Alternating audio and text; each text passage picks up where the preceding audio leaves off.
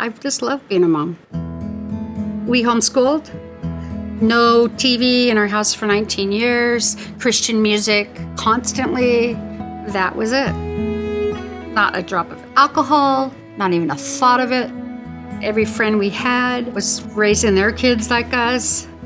And it was a pretty awesome situation. Couldn't get cleaner than that. At an early age, we got them started in the things of faith.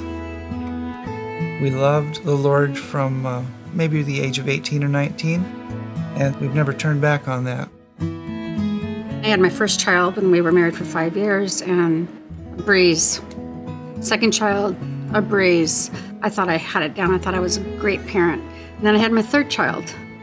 I had to throw away the books. I had to find all new books. It was just completely different. Micah he was wonderful, and then he had this real intenseness.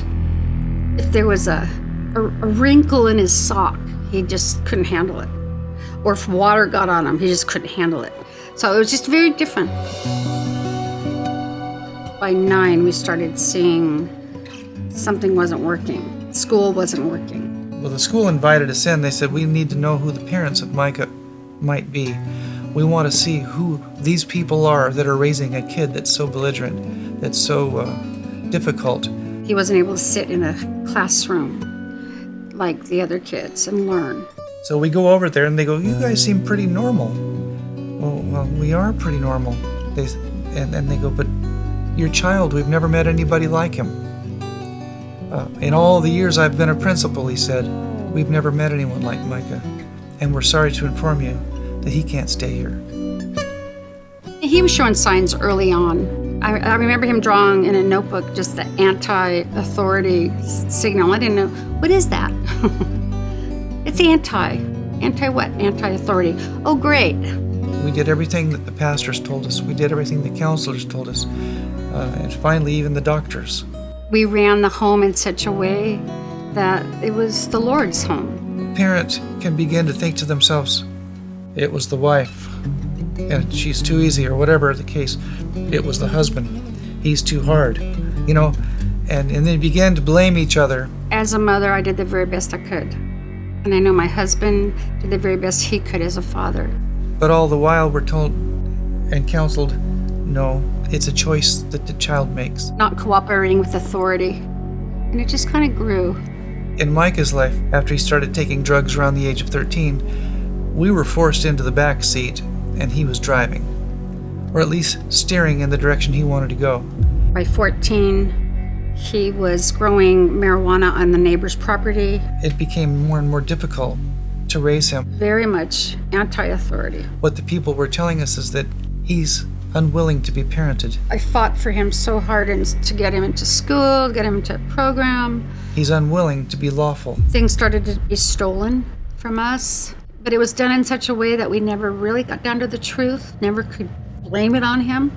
He was very good at that and stealing from his siblings. And we would kick him out of the house because of his disobedient acts. It was too scary. Scary, the type of people that were coming around. He would be sneaking out his window.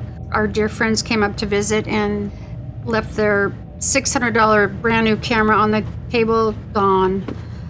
He walks through the house and just takes things, and it just went downhill. He OD'd on someone's living room floor, and the people that were supposedly his friends didn't want to take him to the hospital because they were afraid they'd be turned in. Well, a special girl named Marissa saw him the night she was leaving, and she said, you guys need to take him to the hospital. He is passed out, and he's in his throw up. She got her boyfriend to come over. They put him over his shoulder, took him to the hospital. His heart stopped 3 times. He got him out of the car, thumped him over his shoulder to get the heart, to jerk the heart back, and then they brought him to the ER. That was devastating, knowing that my son had died. I stepped over at the hospital, actually, and just held his hand, and he's out, cold, hooked up, everything, tubes coming out of his mouth. It was just horrible. His stomach, and it was just frightening. We feared for our son's life. to the very last. It was about 36 hours of being unconscious. They moved him to another room a couple days later. And then we had it all set up for him to go Lake Tahoe. We had a bed for him, a rehab place he was accepted into. We had it all arranged. We took him home to get things packed, banking on the fact that he said he would do what he said he would do. No go, he wasn't ready. The next morning, our things were missing. We were leaving at 6 in the morning. He cut out at 5 in the morning. Stole his dad's brand new bike, and it just kept going. Just kept going again. Micah was in jail, in and out, stealing somebody's purse or stealing jewelry from somebody's house. I mean, I know so little of what went on, but the little bit that I do know, it was horrific. We were at greatest peace when he was in jail, because we knew that he couldn't hurt himself there, and that some miracle might take place. I met Micah before all the hardcore drugs. We were very young, met through parties, typical teenagers doing typical teenage things. Tasha was 17, I believe. They dated for 5 years. He was a couple years older than me. He was a different person. We drank, but Micah didn't start getting into the really, really hardcore stuff until years into our relationship. One day, we were at our apartment, and I had a couple friends over. Micah was in the bathroom for a long time.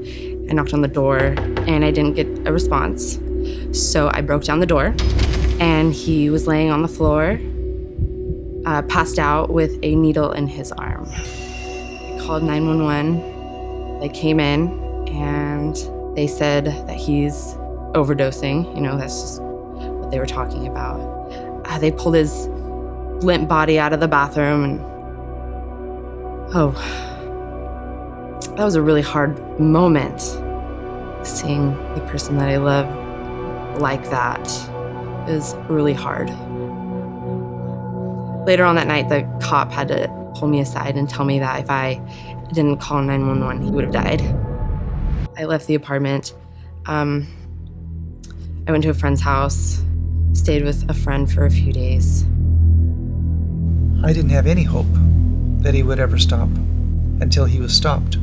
And I told Tasha, you need to run as fast as you can. You've given 5 years of your life. You need to have a life now. So I packed up my stuff and I moved to California. She stayed away for 2 years. And then somehow they started contacting each other. I decided that I wanted to come home. Micah had messaged me on Facebook, told me happy birthday, and we started kind of talking. And it was going good. He had a job. I moved back, and me and Micah started to get more involved. He was feeling bitter about himself. Tasha was back in his life. And then one night, I was in Santa Barbara. Big burly guys brought him into the house. One was holding his legs, one was holding his arms. He was unconscious and not breathing. They said, "We're sorry, Mr. Farley, we found him in the gutter." I got a phone call before work saying that Micah has overdosed again. And the paramedics arrived, trying to resuscitate him. You can see him choking and coughing and spitting up, whatever. Michael calls me, what do I do? I said, call the police. So by then I'm done. I thought we were going to lose him, and we thought we were going to lose him so many times that this wasn't unusual. How many more times is my son going to die? How many more times do I have to go through my son dying? I think we turned off the switch. We turned off the emotional switch. We turned on the switch that said, get ready for the call. It's coming. Maybe it's just better that he just die and be done with it. And that's horrible for a mother to get to that point. But I lost hope. I ran out of hope. But God rose up people, faithful people, who didn't give up hope, and they met together and he continued to pray. Micah overdosed 8 times, with all the hospital visits, with all the jail visits, with all the loss of property, tens of thousands of dollars. stolen cars up over various streets with children in the back seat, over a cliff at 60 feet down, and getting called at 3 a.m, can you come down and let us know if this is your son or not? I got off work and I went to the hospital, and I walked in his room and I was just upset. Like, Micah, are we gonna keep doing this? Like, is this how you're gonna keep living? The only outcome of this is you're gonna die. And he looked at me, he said, it's just so much bigger than I am. Micah was curled in a ball and he just said, this is too big for me. I can't do this alone. I just knew that I needed to change my life or I was gonna die.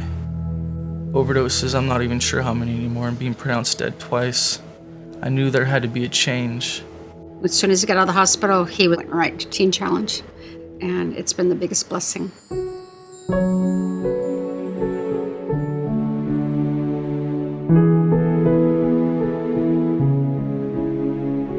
Jesus Christ, the true God, came into his life and made a radical difference. So he was there for 2 years. He did a year of, after that year of graduation, he did a year of internship. And so he was in leadership and helping kids come to the Lord and helping be an encouragement to them. My message is so simple. I was lost. God gave me direction. I was hopeless, and God gave me hope. I met the Lord through Micah and his family, his parents.